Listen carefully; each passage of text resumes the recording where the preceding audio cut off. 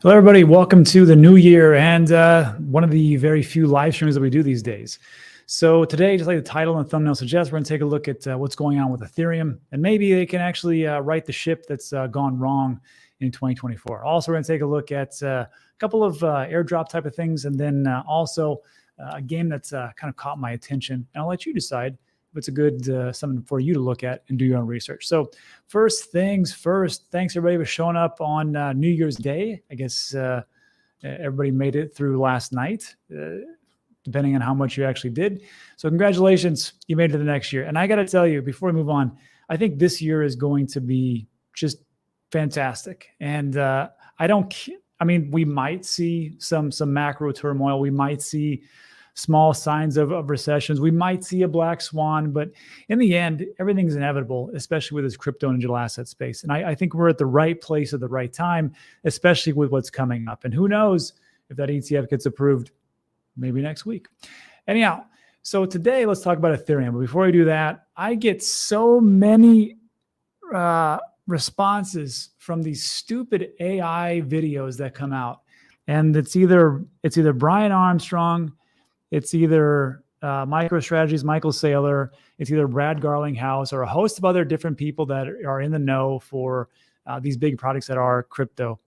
And as a reminder, I did a complete video on this just like last week, and it's already got it's got 78,000 views. So I understand what's going on here, but I've linked this video particularly in the comment section. So you can watch this video. It's a whopping 5 minutes and 28 seconds. And yes, I know what YouTube is doing. I can't help it. It's just how it is. So just make sure you don't get screwed over by these stupid AI videos. But yeah, it's annoying, but what can you do? Now, Ethereum. Some days I look at Ethereum, and this just happened to me. I was swapping some things, doing some very degen plays, as I do every so often.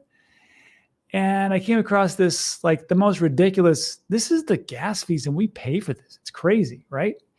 Now I understand.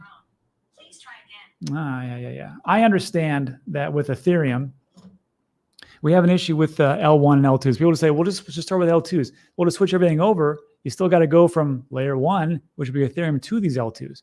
So right now it is in my opinion, not the greatest system of all time. And if you've ever used a DEX with Solana, you'll know exactly what I'm talking about.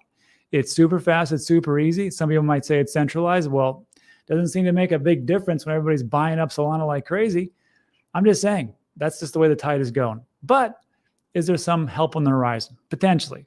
And here's what came out from Blockworks. Now, I'm going to read this. I'm not a developer, but I linked this in the description. I'm just going to hit the high points for what it is, because I'm sure the vastly superior technical individual that is yourself can find fault in the different snippets of information I'm going to present here. So just to be time's sake, let's just go over the highlights. So the latest Ethereum all-core developers meeting finally put some tentative dates on the upgrade schedule for the next mainnet hard fork. So Ethereum's going to have a hard fork. Don't worry. It's not going to be a whole new chain or anything like that, like when we had Bitcoin to Bitcoin Cash or Bitcoin SV, which I don't know. Some people seem to love that stuff, but whatever. And there's going to be a hard fork called Denkin. I'm sure I said that right. With the caveat that it's only if no major issues arise. And if you remember previously, to go from proof of work to proof of stake, it was the same thing, if no major issues arise. And that means that there's probably going to be delays, because that's the problem when you built a specific technology. And as time has gone on, you need to upgrade it, but everybody's using it. The analogy is changing the transmission down the highway while you're going 80 miles per hour. It's very tough. Ethereum devs are eyeing the following dates for forking Ethereum's public test nets. Gorley, I said it, nailed it, January 17th. Sepolia, January 30th. And Oleski, February 7th. This will be the last time that Goerli is included in the testing regimen, as the network is slated for deprecation, essentially going away. Here are some of the improvements to watch in 2024. EIP 4844, proto-dank sharding. Dank sharding, that's a good word. And this is what's important, because let's just be honest. Ethereum would be great. It's battle tested. Everybody uses it. Everybody builds on it. But geez, the fees are outrageous. Well, here's what they're trying to do about it. The upgrade will reduce the cost of data availability across all layer 2s. That's fantastic.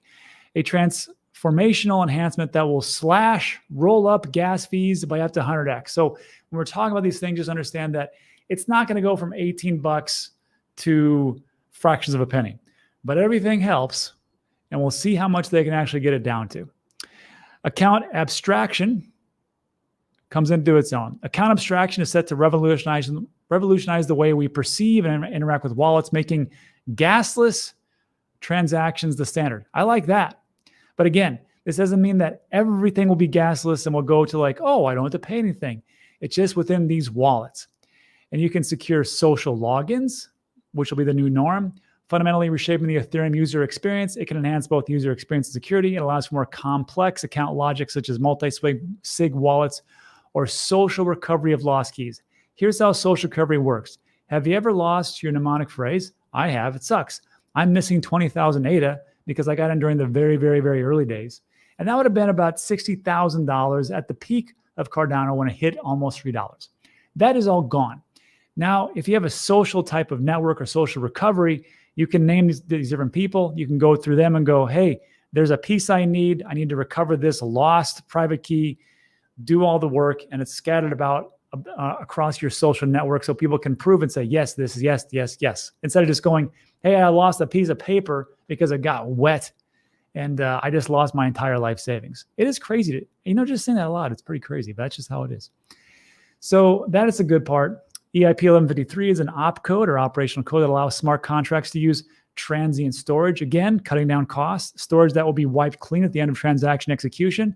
That'll free up a lot of space, hopefully reduce those costs that we're talking about. By enabling temporary storage, EIP 1153 can reduce the gas costs associated with storing data during contract execution and provide developers more flexibility in designing smart contracts.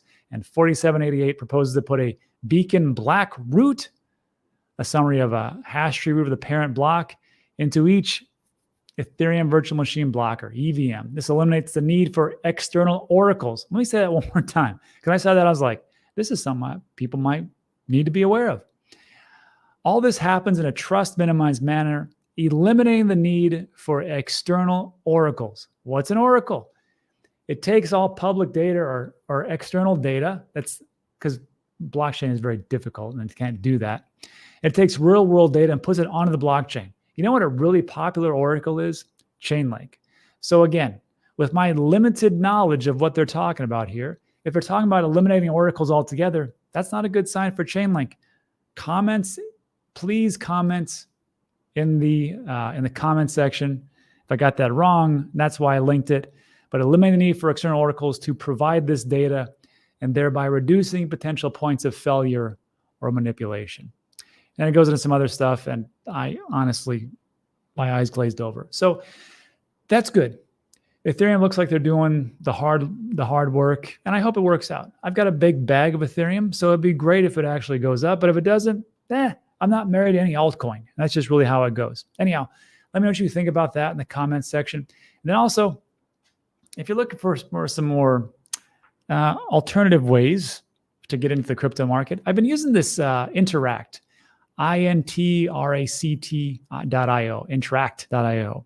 And it's all about for airdrops. And you just do these little goofy little quests. And I do like one a day.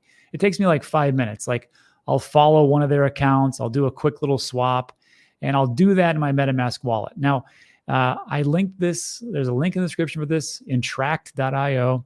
And you might want to give it a shot. But before you do, as a reminder, we talked about this yesterday, please make sure that the wallet that you're using doesn't contain your entire life savings and your kids' fund to college and everything else, because when you do these, you are opening yourself up at tremendous risk because it is a hot wallet and you should never do that. You should actually be using a cold storage device like a Tangent or a Ledger or an Ellipal or a Trezor or whatever it is that you like to do. So if you want to do that, give it a shot. Again, I do one every 5 minutes. It's doing pretty good. And also, speaking of airdrops, this caught my attention. Farcana. And this is a game. If you follow me over at Dan Degen, which is more of a riskier play, that's where like you're either going to make a lot of money or you're going to lose everything. One of those two things are guaranteed. And one of these projects came to my attention from a mutual friend. And I got to tell you, it looks to me like Fortnite. And what I found interesting when I went to it is that they're also doing airdrops. And I linked this in the description. You can check this out. And you just have to do these little goofy little things like sign up for an email list and have everything done with your following them on Twitter, or X as it's called now. But yeah, and I took a look at it. I'm like, this looks pretty good. I'll be covering this. The mutual friend is actually Tencent, which is a launch pad, which I've worked previously before with projects like Fame and Everdome and stuff like that. Did pretty well, 3,000% plus and such, so on and so forth. But when I was taking I'll do a deep dive later, but the game itself, you already saw it. What I want you to pay attention to is these new projects that come out, is who invested and who's behind it and what's it doing. Games are going to come so hot and heavy. Like Axie Infinity, I thought was a goofy game, but people seem to love it. And I didn't really think it had longevity, but hey, still around on the Ronin network, that in pixels. When I take a look at this, the people that are investing into these projects, because the thing is, when I look at this, I'm like, who's pushing this project? And how much hype is behind it? Because let's be honest, some of these things are just a lot of hype and not a lot of substance. Games, I think, are a little bit different because you can actually play them and actually get the NFTs and get the tokens to actually do the things that you want to do in the games, and because gamers game, right? And we talked about this before. But some of the big names are Animoca Brands. That is one of the biggest players in the space as far as Web3. Polygon Ventures, Fenbushy Capital, which we've actually talked to as well. Merit Circle, Rarestone Capital, Pro Trust. I mean, these are like Bit4X. These are big names. And you're going to take a look at the angel investors. Yatsu is actually the founder of Animoca Brands. So not only did his company put money into it, he himself put money into this. So if you don't think they're going to push the living hell out of this thing, you're crazy. So then you got, let's see, Capo, which I don't know if that's the same as the same Capo that's made some ridiculous calls beforehand, but maybe he has to help himself dig himself out. Crypto Dog, which I follow, Calio, Pentoshi. And what I want to show you is I linked this tweet in the description. I want you to go through all these people, and you'll see, like, some of these people, like, say for Pentoshi, he has 732,000 followers. If you don't think that he put money in that to not talk about it, I don't think it's going to be happening. Calio has 613,000 followers. The Crypto Dog has 755. So I'm going to have you do the research on this. But when I'm looking at different projects, the game looks cool. I heard about it from a person I actually trust, and he had a lot of people behind it.